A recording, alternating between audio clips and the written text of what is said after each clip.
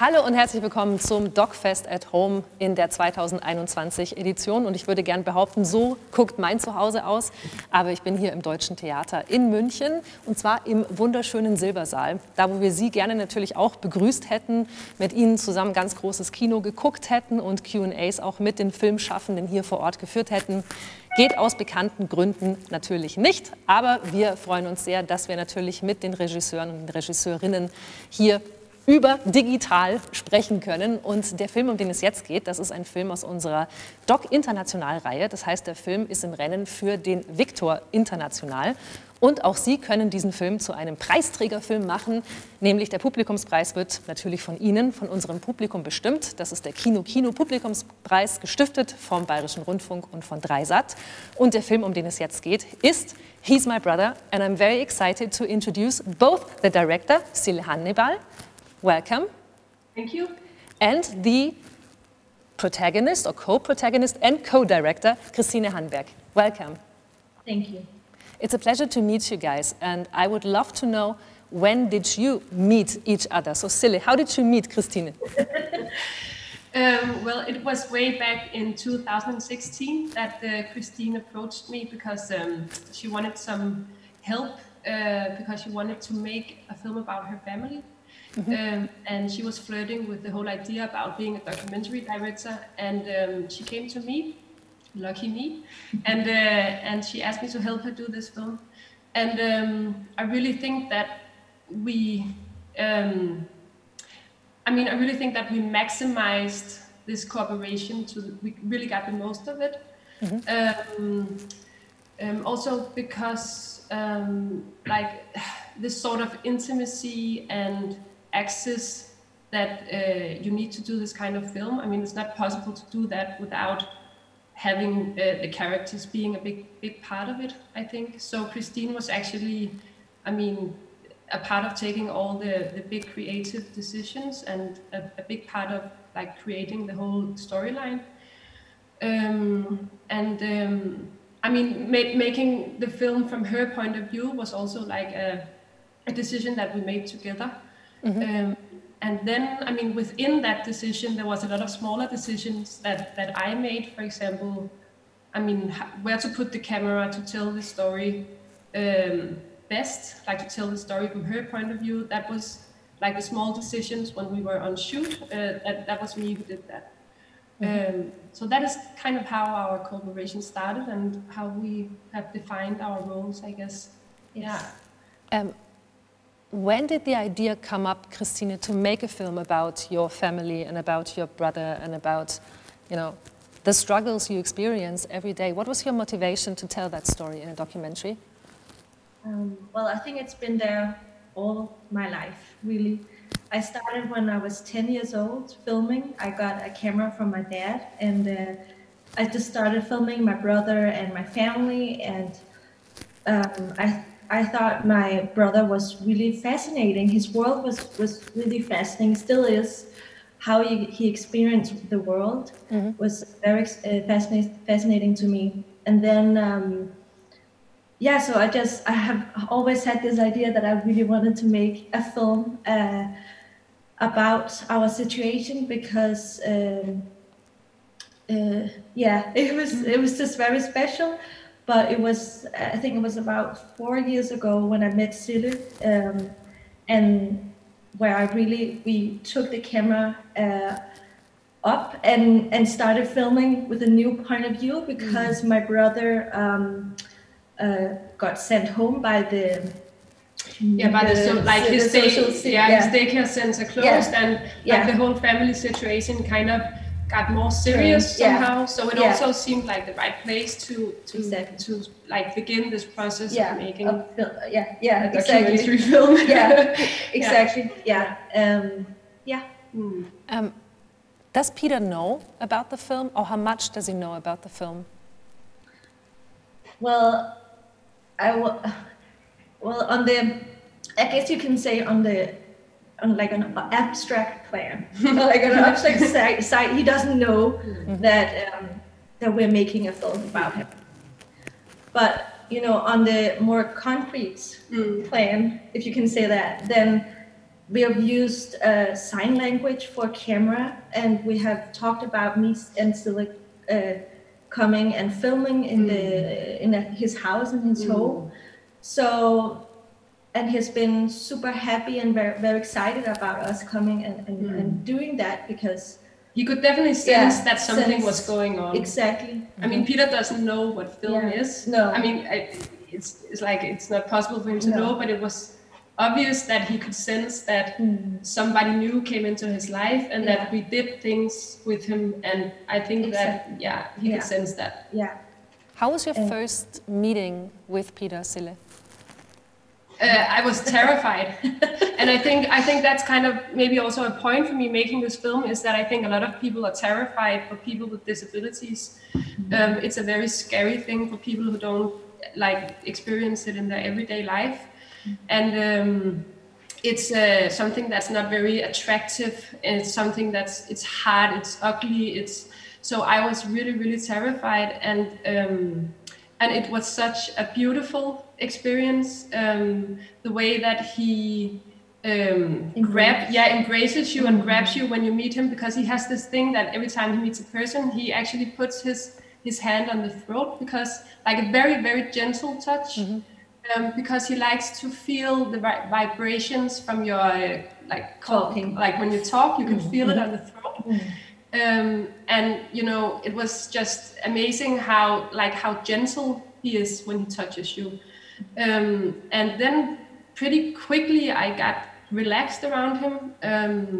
And like it was natural for me to, also because I talked to the family about, you know, they really wanted me to be natural, and it had to be a natural thing that when I arrived at their house, you know, like I say hello to the family, I also say hello to Peter. So yeah, it became like a natural thing, but it was a big experience to meet him the first time. Christina, how would you describe your relationship with your brother and also with your parents? Has it changed throughout, you know, all these years of making that film and then editing it and now watching the film? Has that changed your relationship?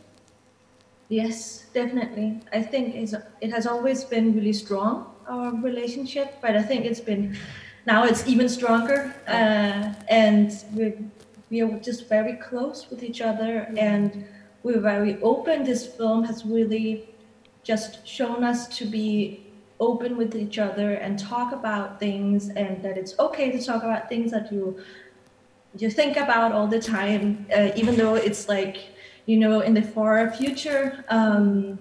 The whole talk about being Peter's guardian there's been so many questions in my head, and that has just been really amazing to just open and talk about. And the film it's been a real gift. Yeah. You also used this really beautiful word the other day. You called it like that it kind of healed you. Yeah, definitely. That it has been a healing process for you. And I think that's a really beautiful way to describe it. Yeah, because it's almost going to therapy with your mom. Because it's just, you know, you're sitting there and you're like, there's a camera, but the camera is somehow just made it like a healing process, which has just been amazing. See, can you tell me a little bit about, because I know you've done another project before with your own mother, and that's also a very intimate, a very private film that deals with loss and the death and, you know, very, very sad things. Was that something that drew you to that story, that it's also a story about a daughter and a mother?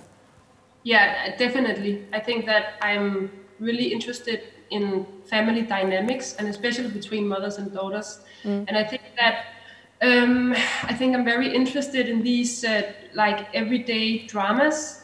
Like loss and death and having a child with a disability or sickness or whatever it can be. It's like these really, really big, heavy issues that we kind of take for granted, that, oh, it's just a part of life and you just have to deal with it. And for me, it was, meeting Christine and getting to know her family has been, I thought their situation was crazy.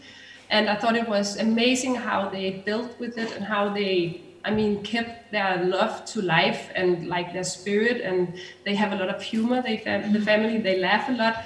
And it was just amazing for me how they did that. And I think it's really interesting to look at these everyday dramas, and also all the things that's going on in a family, like in between the sentences, like in between what you say to each other. It could be a glance over a dinner table. It could be like all these small things that reveals actually what's going on in the room.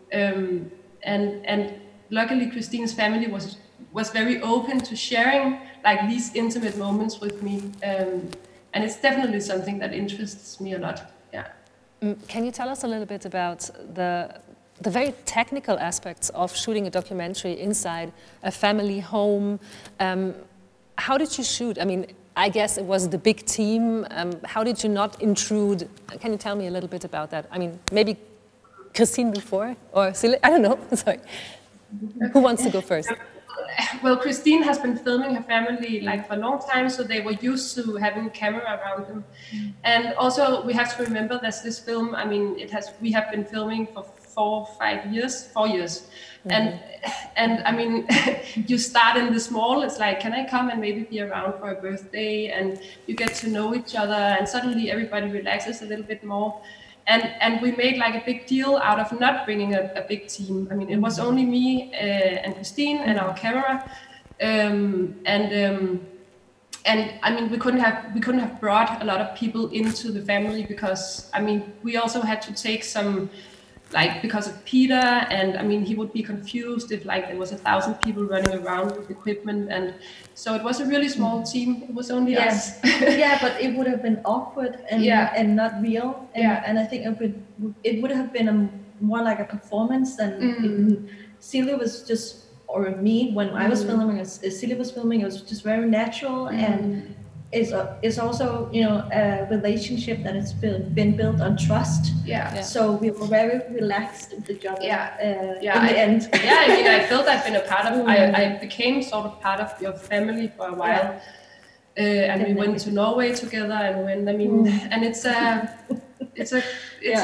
a crazy relationship somehow. Yeah, it's so funny, because I was thinking the other day that Cille was really pressuring me in Norway to do the scene where me and my mom is going out in the snow and jumping into the hot water, and I didn't feel like it that day, and I was so upset, because I just you know, sometimes you just have those days that you don't want to film, and but it's one of my favorite scenes now. I think it's my favorite scene, and I'm so glad that we did it. And you know, I also trusted Cille. Okay, if she thinks this is a good idea, then let's do it. You know.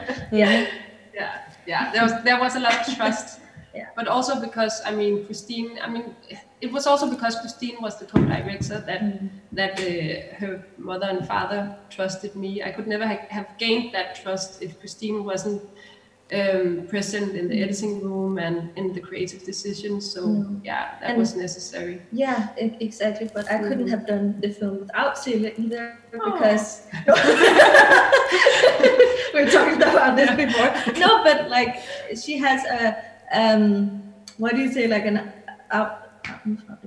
outside vision, or like not vision, but like a point of view on the film, and I was, you know, the co-director and one of the main characters, and it's hard to be both. So I think this was a perfect match, and I'm glad that we weren't any more people, because that would have been just too much. When I watched the film, and I watched it, of course, during the Corona pandemic, and I think we all share that notion that when we watch things now where people are very, you know, touch each other a lot, it's very weird to watch that during the pandemic, because that's what we cannot do that right now. And I was wondering how your family actually deals with the situation that we cannot be as close to other people, or is that something you've always kept to the family and for communicating with Peter? Well, it's definitely hard now, because also just when I'm visiting, I'm not always saying hi to Peter if I'm just, you know, on a short visit. because, you know, if I'm not tested or before the day before or whatever, then I just don't want to say hi. But is it? Yeah, we keep it in the family. Yeah, but sometimes I also hear Jonna, your mother, say that actually your situation haven't changed. I mean, that is of course changed. But Jonna and Peter's situation haven't changed that much because they're actually isolated all the time in the house. Yeah, true. So I mean, for them, it's been hard that they couldn't take him horseback riding and like these small things that they haven't been able to go to Norway. No. But basically their everyday life is pretty much the same, which is kind of scary to think about. And I mean, I think that the Corona situation is a really good image on how people react when they get isolated from other people, and that is what their everyday life is like. What is the situation like now, Christine? Because the film, as you've just mentioned again, deals with a situation that changed immediately when he was not being taken care of by professional caretakers and, you know, moved back to the family. So it's just your family taking care of Peter. What is the situation like now? Have you found any institution or anything? Exactly the same. The commune, what do you call that? The social services. Social services. Is supposed to find a home for Peter, or not a home, but like a daycare facility. But they still haven't made us like an offer, or like made us a. They have to come and make us an offer so we can have like some options to choose. They still haven't found anything. It's 7 years since we started looking for one. 7 years. It's incredible. So yeah, no, it's still the same as in the film. When I watched the film, I felt like, and I watch a lot of films professionally, but still, I was I don't know, I had a very specific emotional response to it, I think, because I was very quiet after that and very touched, and I didn't really know what to say, so I'm very happy that it took me a day to speak to you guys, so now I can speak about it. I think it's a very, very special film. And what do you wish that people take away from He's My Brother emotionally? Maybe Cille, before. Well, I knew that you were going to ask me that question, and I've really been thinking a lot about, I mean, I think empathy. I mean, empathy with these people, like what they're going through in their everyday life. And maybe an understanding, like a bigger understanding. I think that there's like made a lot of films about people with disabilities where you look at the person who has the disability, but it's one of the first films that I've seen that actually looks at the people around the person with the disability. And then I actually looked up like how many people in the world has a disability, and I read that a place between 110 and 190 million people has a severe disability in the world. And all those people have family members. So, I mean, this is so relevant. I mean, it's a worldwide phenomenon. And even though that we are talking from a Danish point of view, I mean, I think that there's a lot of people who's experiencing the exact same emotion that this family is going through. And I think that an understanding and empathy is and a focus, I mean, to start a debate about it, like how do we treat these people, and I think that's important for me. I agree. And I'm very happy that you still like each other so much, obviously. So sometimes you meet filmmakers and the protagonists and they don't really like each other anymore after shooting a documentary together. So that's very beautiful to see. I think those were all my questions. Thank you very, very much. And of course, say hi to everyone and take care. Und Ihnen möchte ich natürlich noch mal ganz unbedingt ans Herz legen, He's My Brother anzugucken. Ein wunderschöner Film aus unserer Doc-International-Reihe, aus dem DOK.fest at Home 2021. And I wish I could speak Danish, so I could say something beautiful in Danish to say goodbye. But I can say goodbye. Thank you, Cille Hannibal and Christina Hanberg. Thank you.